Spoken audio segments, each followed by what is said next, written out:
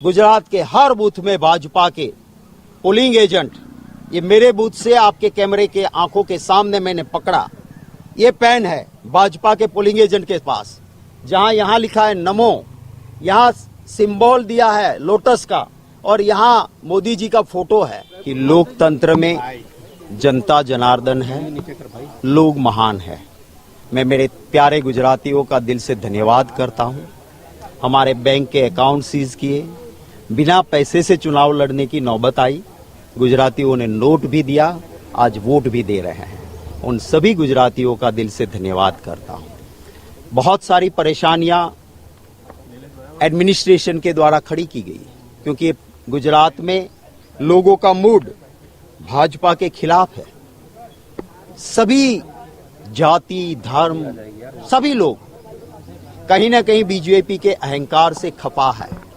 लोगों ने उम्मीद के साथ गुजरात में वोट डाले थे कि हमारे गुजराती प्रधानमंत्री हमारे लिए डिलीवर करेंगे, गारंटियां दी थी, काला धन वापिस आएगा, यूं ही 15-15 लाख अकाउंट में आएंगे, किसी का आया नहीं। कहा था 2 करोड़ नौकरियां हर साल खोल दूंगा, जिसकी थी उनकी चली गई, नौकरियां तो खुली नहीं। कहा था इन्होंने किसान की आय दुगनी कर दूंगा, अरे खर्चा दुगना हुआ, आय तो कहीं दुगनी हुई नहीं।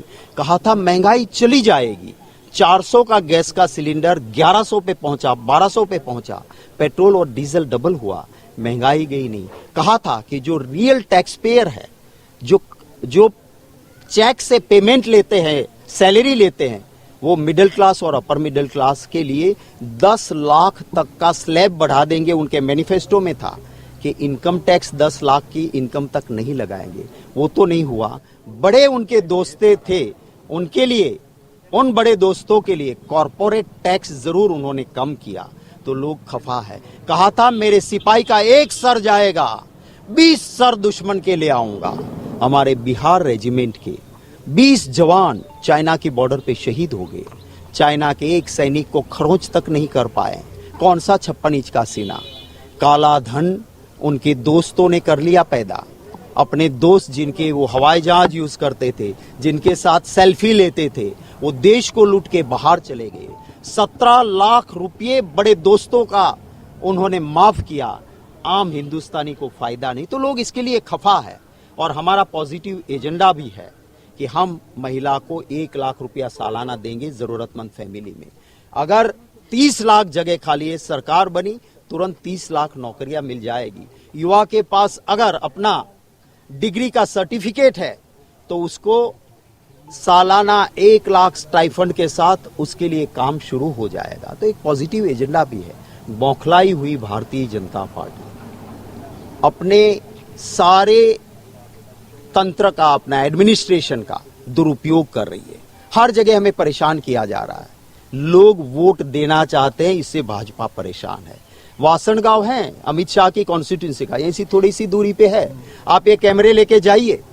क्यों आप वोटिंग बंद करवा देते हो भाई? क्योंकि अमित शाह के खिलाफ वोटिंग हो रही है, वोटिंग बंद हो जाएगी क्या?